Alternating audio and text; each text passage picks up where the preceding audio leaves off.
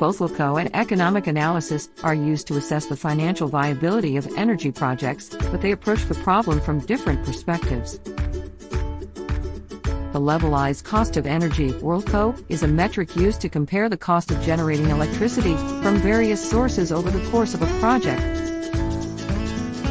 It considers factors such as initial capital costs, operating and maintenance costs, and the amount of electricity generated over the project's lifetime. The levelized cost of energy, LCOE, is expressed in dollars per kilowatt-hour, kWh, and is a useful tool for comparing the relative costs of various energy sources. While LCOE is a specific metric used to compare the costs of generating electricity from various sources, economic analysis is a broader tool used to evaluate a project's overall financial viability, taking into account all costs and benefits.